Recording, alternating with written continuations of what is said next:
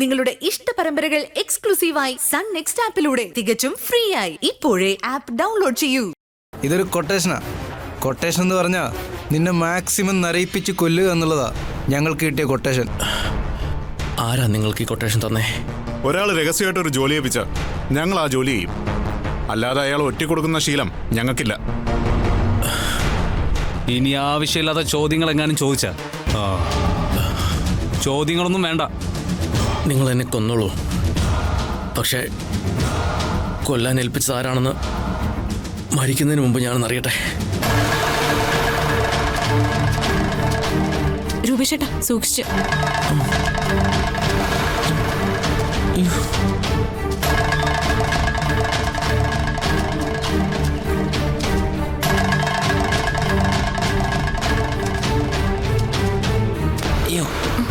എന്താ നോക്കി നടക്ക്? ഒന്നുമില്ല, നീ സൂക്ഷിച്ചു കിടക്കണേ. ഇഴജന്തുക്കളൊക്കെ കാണും. ഈ സ്ഥലം കണ്ടിട്ട് എന്നെ പേടിയാവുന്നു. പേടിക്കണ്ട, നമ്മൾ ഒരു നല്ല കാര്യത്തിനല്ലേ പോകുന്നത്. ഒരു ഇഴജന്തുക്കളും നമ്മളെ ഉപദ്രവിക്കില്ല. ധൈര്യമായിട്ട് നടക്ക്.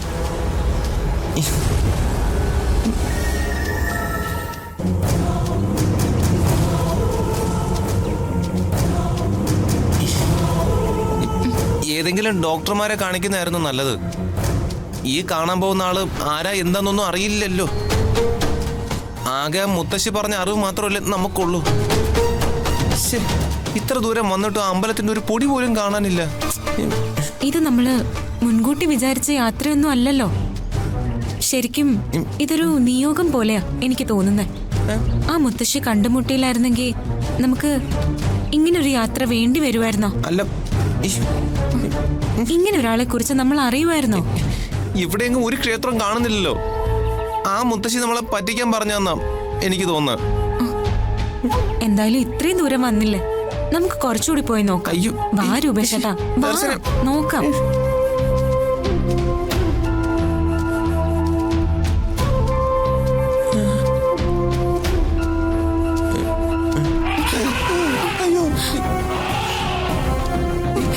രൂപേഷേട്ടാ ഇങ്ങോട്ട് വന്നേ. ഇത് കാട്ടാൻ ഇറങ്ങുന്ന സ്ഥലം തോന്നുന്നു.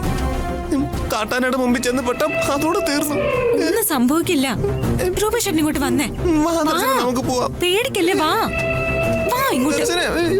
വരാൻ അങ്ങോട്ട് പോവാം. ഇനി കുറച്ചുണ്ടാവുള്ളൂ. വാ രൂപേഷേട്ടാ വന്നേ. വാ വാ വാ രൂപേഷേട്ടാ. ഒന്നുമില്ല, വാ വാ രൂപേഷേട്ടാ. ദേ ഇങ്ങോട്ട് വരാൻ. വാ രൂപേഷേട്ടാ ഇങ്ങോട്ട് വാ. വാ, പേടിക്കല്ലേ.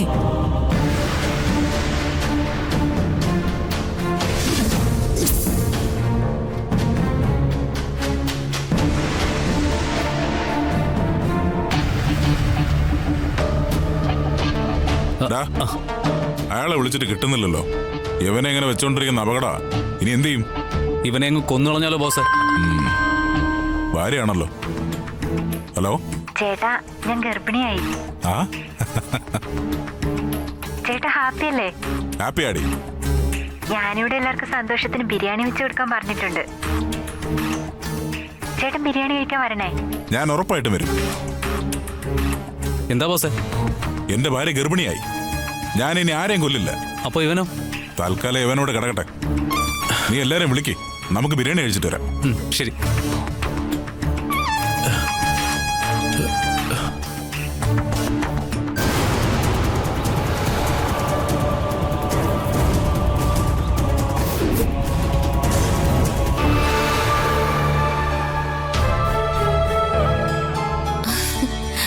ദർശന അത് നോക്കി,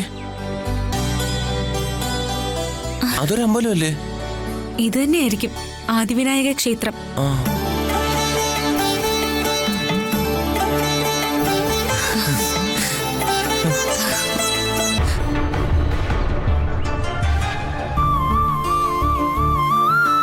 ആ മുത്തശ്ശി ഇതൊന്നും വെറുതെ പറഞ്ഞല്ലെന്ന് രൂപേഷേട്ടന് ഇപ്പം മനസ്സിലായില്ലേ?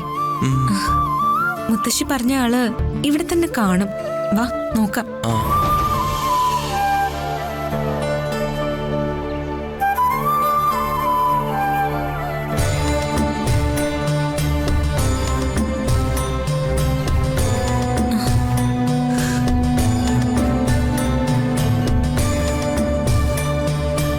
ഭവാനെ.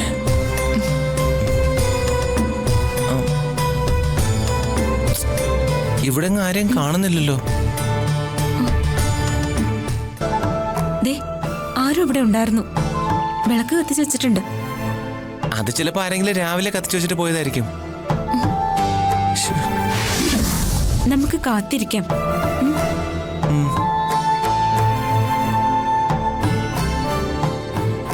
ഇവിടെ ആരെയും കാണാനില്ലല്ലോ. ഇതുവല്ല പ്രേതങ്ങളുടെ സ്ഥലമാണോ? അങ്ങനെയാണെങ്കിൽ നമ്മുടെ പല്ലും നഖം മാത്രമേ ബാക്കി കാണൂ. ആവശ്യമില്ലാത്തത് പറയാതെ രൂപേഷേട്ടാ, ഒന്നുകൂടി നോക്കാം.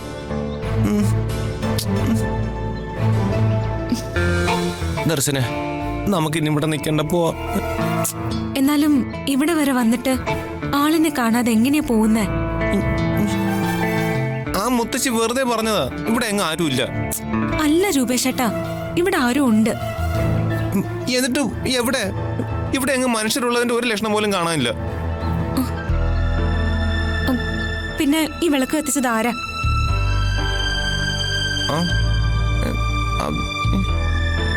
നമുക്ക് കുറച്ചു നേരം കൂടി കാത്തിരിക്കാം.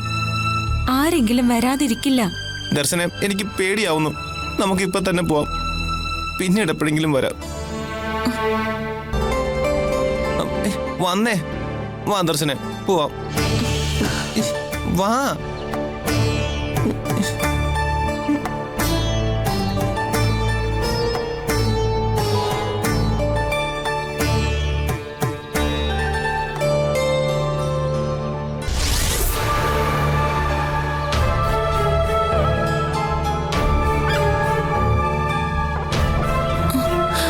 Car lock ചെയ്തിട്ടില്ലായിരുന്നോ?